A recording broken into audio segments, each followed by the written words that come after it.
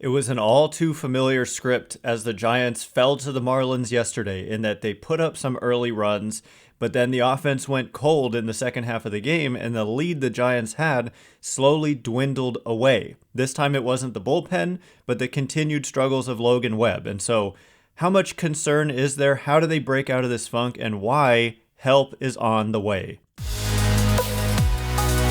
You are Locked On Giants, your daily San Francisco Giants podcast. Part of the Locked On Podcast Network, your team every day.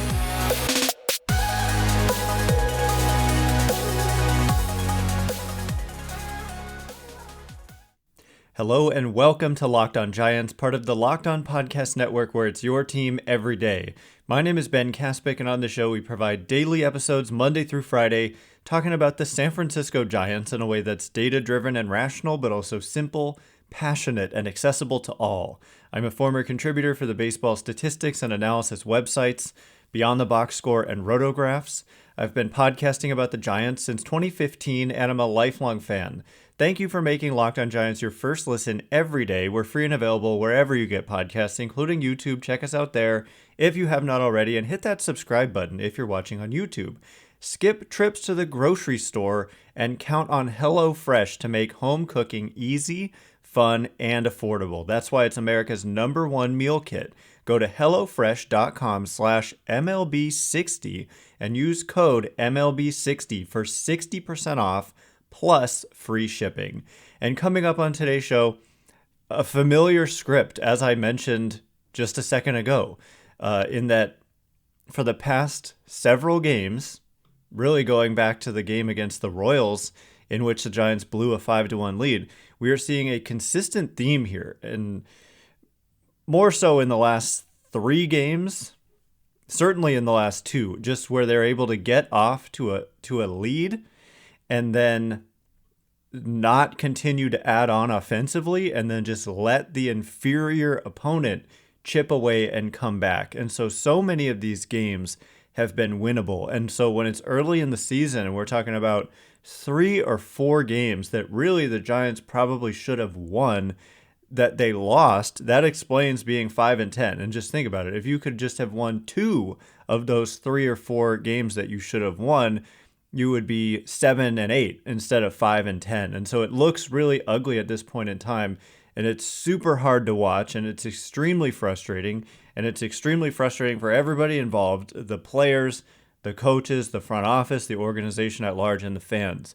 And so right now they're just in a bad way. And, you know, you've got your ace on the mound. You've given him this 5-year, $90 million contract. You've given him a lead. You're playing the Marlins, who have a decent record, but as I talked about yesterday, they don't have a good run differential, and so it looks a little bit like they're due for some losses, essentially. And yet, they're the ones able to pull out the miraculous 4-3 win on a 2-out, kind of devastating home run that flipped a 3-2 Giants lead into a 4-3 Marlins lead. And that was the final score. And Jorge Soler, Logan Webb just hung a slider to Jorge Soler with 2 outs there in the bottom of the 7th inning, and he made Logan Webb pay. And so on the season, I mean, it just continues a theme that we've seen from Logan Webb, and, you know, it's something I've defended over and over in that it doesn't seem like a sustainable trend, and that is the home run ball for the team at large, and specifically for a guy like Logan Webb, who, you know, we're always talking about him as a great ground ball pitcher, and therefore, kind of relatedly, doesn't give up a lot of home runs. And so far this season, Logan Webb has given up 5 home runs. Last year, in 192 innings, Logan Webb gave up 11 home runs. This year, he's only thrown 23 2/3 innings. In 2021, Logan Webb gave up 9 home runs in 148 innings. And now, like I said, he's given up more than half of that in 23 innings. And so that just kind of goes to show you how it's uncharacteristic, to say the least. I mean, per 9 innings in his career coming into this season, Logan Webb was allowing, what was it? 0.6 home runs per 9 innings. So about 1 every other 9 innings. So that's certainly way less than one per start. And so far this year, he's allowing almost 2 home runs per 9 innings. And so, that seemingly is like the difference between having success and having failure. And it was once again the difference in the game last night. Yes, the offense was a part of it because they put up some early runs. And let's not forget, they put up some early runs against Jesus Luzardo. The Giants have had all kinds of trouble recently with left-handed pitchers, and Luzardo's one of the best in the game right now, and he looked good, and yet the Giants kind of grinded out their at-bats, and they pushed across some early runs. Sounds familiar. We saw that exact same thing against the Tigers in the second game of that series, and we saw it against the Royals in was it the middle game or the last game? The middle game of the series where the Giants got up to a 5-1 lead. And so at least two of these games, like the 5-1 lead against the Royals and the 6-1 lead to the Tigers, those are games you're going to win 95% of the time or more, to be honest. But they lost them both. And then yesterday, a 3-0 lead against the Marlins with Logan Webb on the mound. That's a game you're going to win the majority of the time, you would think. But and it's not like we can point to Gabe Kapler or anything like that, in my opinion. The bullpen has been dreadful so far this season, and so I don't blame him one bit for leaving in Logan Webb to face Jorge Soler in that situation, even though it was late in the game. Jorge Soler came into that at-bat, he was pinch hitting, by the way, 0 for 10 with 7 strikeouts against Logan Webb. And so you want to talk about ownage is ownage. Well, not necessarily. It is until it isn't, and baseball is unpredictable, and he just hung a slider. If you throw that pitch, a few inches off the plate, he probably swings and misses or hits a weak ground ball or something, but he doesn't drive it over the center field wall. And so right now the Giants are just, they can't get out of this formula, and they just cannot win a game. They are finding ways to lose games, and it's tough to watch. There were certainly some positives to take out of this game. We had a Joey Bart, Elliot Ramos moment for the first time ever. It was the first career double, first career RBI for Elliot Ramos. And so that's nice and refreshing to see some of the Giants' homegrown first round talent of previous years. We're talking a long time ago, 2017 for Ramos, 2018 for Bart in terms of when they were drafted. And so 19, 20, 21, 22, 20, 5 years later, pretty much, to finally have a moment where those two kind of single-handedly contribute to a run in a game, that's a long time to wait. And so that was a positive to come out of this game. And then the early offense was also a positive, but just the inability to keep it going has been a consistent theme and issue. But really, you should be able to win a game too when you have your ace on the mound and you put him out to a 3-0 lead. And so Logan Webb knows this. He knows he has to be better. So kind of in a minute, I want to get a little bit deeper into the numbers. Is it really just the home runs that's going on with Logan Webb? Is it really just a fluke, or is there more to be concerned about? And we're also going to get into how J.D. Davis is playing himself into an everyday role with his awesome play at the plate and in the field unexpectedly, and how help for the Giants is on the way, and it could make a huge difference, honestly, I believe. So we'll get into all of that in just a minute, but before we do, this episode is brought to you by So Rare. Our new sponsor, So Rare, is a revolutionary fantasy baseball game and marketplace transforming fans into owners with officially licensed digital cards featuring players from across all 30 MLB teams. Unlike other fantasy baseball platforms, So Rare managers truly own their fantasy experience, collecting, buying, selling, and competing with player cards against global opponents to win epic rewards. Win or lose, you still own your cards and there's no cost to play. Plus, the more you play, the more you win, the more you advance, collecting increasingly powerful cards and accessing next-level competitions and rewards.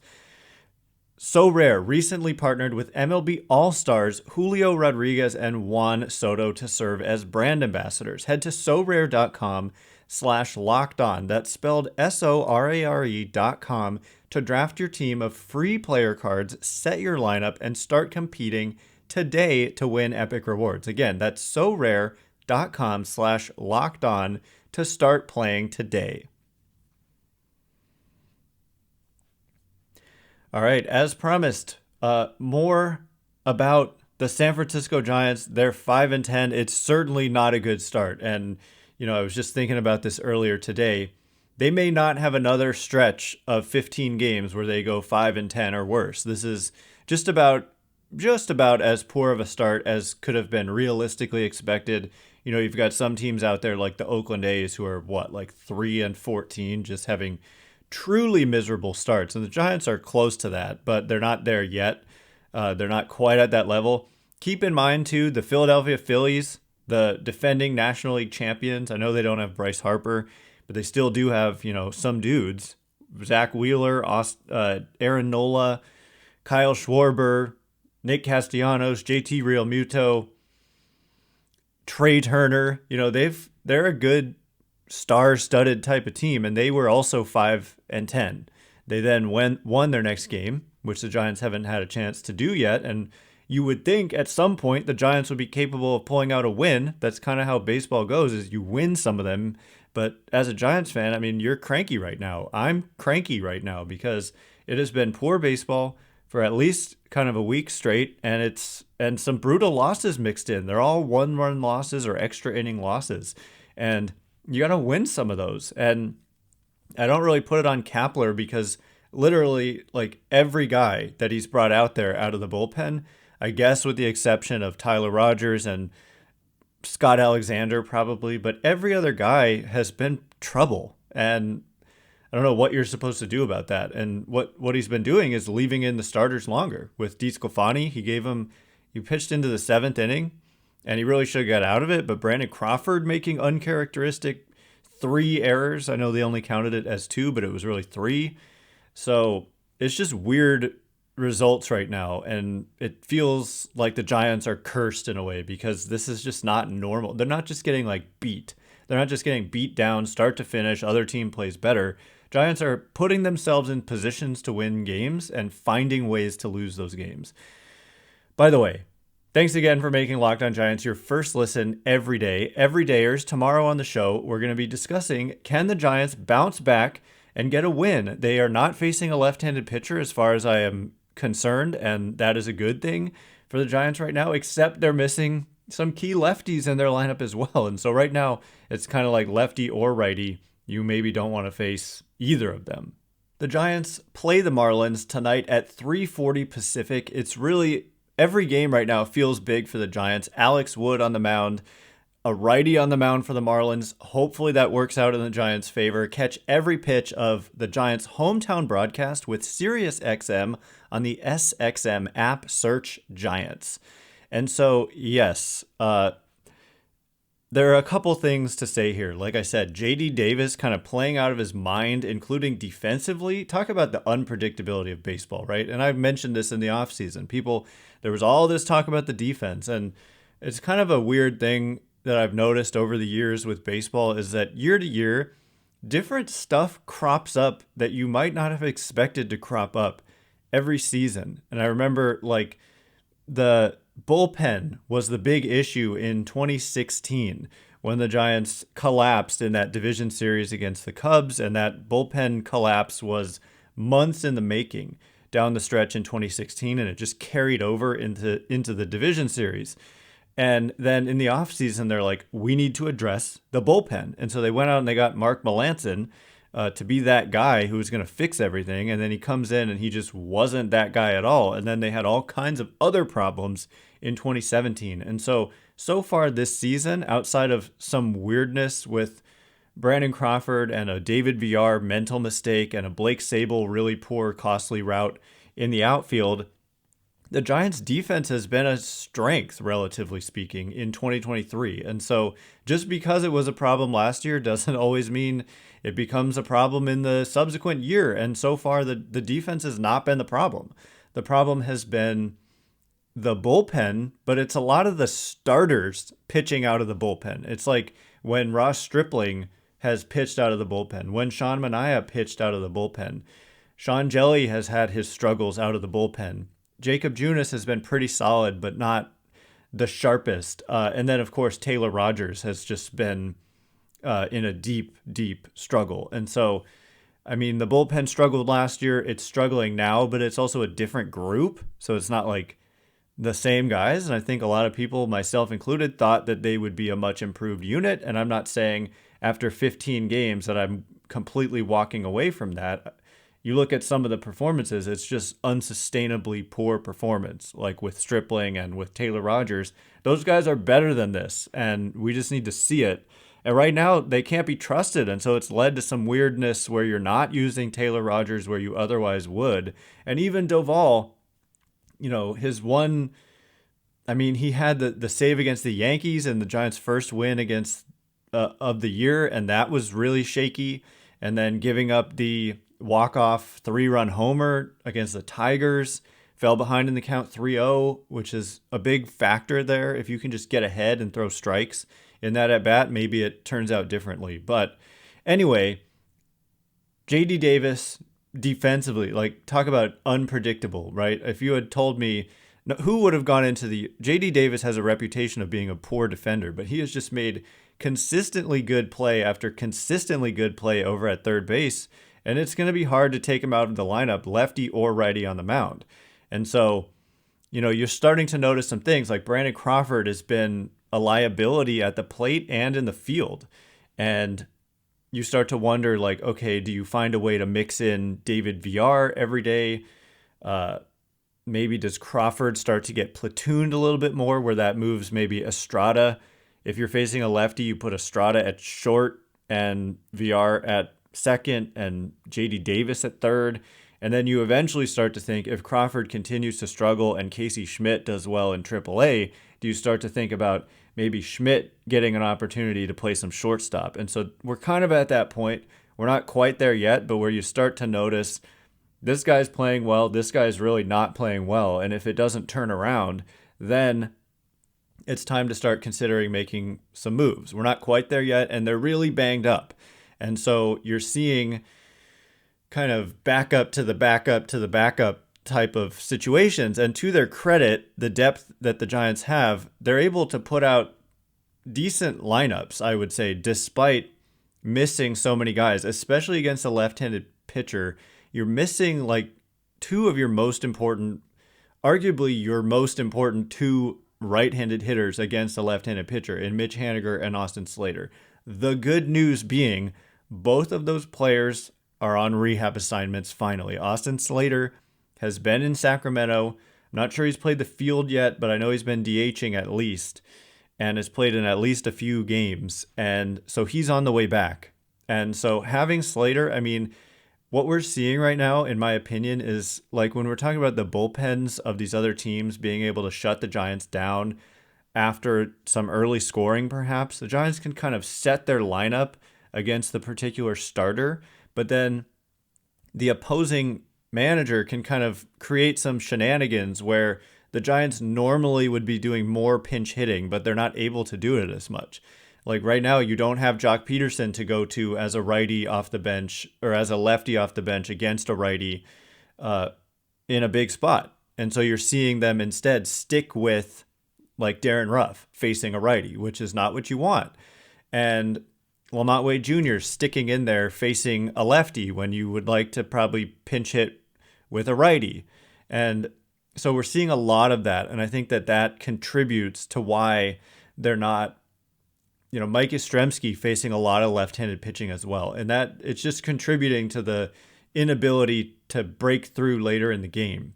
Like if you can get Joc Pederson up with two guys on and one out against a somewhat decent reliever, but not a great one, that's a matchup where a lot of the time he's going to do some damage. He's going to hit you a 3-run homer. He's going to add to your lead in a big way, and then that's going to seal the win, basically. But right now, they just don't have that option. And Michael Conforto hasn't been able to really contribute much at all. I think he has like 2 at-bats in the last 3 games because he's dealing with this lingering calf issue. So tonight, with them facing a righty, I'll be very interested to see, is he in that starting lineup? Can he at least DH? And if he can't, I mean, they pinch hit for Darren Ruff with a lefty, and I thought it was a big spot, and you could have gone to Michael Conforto, but they went to Matt Beatty, and so that just tells me the calf isn't doing great, and that's not great for the Giants. So Yeah, they need guys to get healthy. Mitch Haniger and Austin Slater, I think, make a huge difference. So coming up in just a minute, we're going to kind of look at what might that roster look like, what might that lineup look like with guys fully healthy, because I truly believe it makes a huge difference, and that could be what helps the Giants turn all of this around is when their lineup is at full strength, because at full strength, I think it's a pretty dangerous lineup. Right now, it's solid, but it's that inability to get the platoon matchup, I think, is hurting them in some of these late inning matchups against some tough relievers. So we'll get into that in just a minute. But before we do, all right, as promised, I just want to take a look at what are we going to see? Like, we're going to have to see some corresponding roster moves. These guys are not necessarily super close. Obviously, I would imagine Slater is a little bit closer to returning than Mitch Haniger, considering the word is on Haniger that he's going to start his rehab assignment today in Sacramento. And so, man, do I hope for nothing more than for Haniger to have like a successful rehab assignment in Sacramento, come to the big leagues, and just be healthy the rest of the season. They need that. They need Conforto and Haniger to have a really good season. I think they need both of those guys on the field and producing. We saw what Conforto can do. I mean, he was on his way to having a nice start to the season, but just not being able to play takes one of their most impactful players out of the lineup. And then losing Joc Pederson to the injured list, it's kind of the same thing. And by the way, you can find the Giants playing the Marlins at 3:40 p.m. Pacific today. Catch every pitch of the Giants' hometown broadcast with SiriusXM on the SXM app. Search Giants. Big game. Alex Wood on the mound. Righty on the mound. I'm trying to remember who his name is. Edward Cabrera on the mound for the Marlins. This guy, he's a solid pitcher. 109 career innings, ERA of 3.86. The peripherals are higher than that. So like I said, with run differential, the Marlins are due for some regression. They do not deserve to be over 500. They've been outscored on the season by like 25 runs. Doesn't make sense to be over 500 when you've been outscored by a lot on the season. And so perhaps today is the day. I mean, this guy, he has had command issues. The Giants' work counts. He's a right-handed pitcher. You're going to see Wade in there. Wade leads the major leagues in walk rate and is up there in on-base percentage, like second or third in the league. And so that's what I'm looking out for tonight.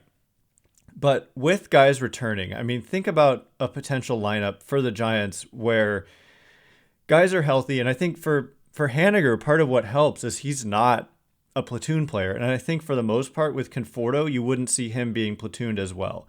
So far, Wade in his platoon has been a smashing success. I mean, Wade is off to a really good start. He's looked good enough in terms of health to be able to comfortably have him in the outfield. I think that he can play the outfield, and he has been, and that adds to the versatility and the value of Lamont Wade Jr. And then Thairo Estrada, I just think there's no doubt he's entrenched at second base right now.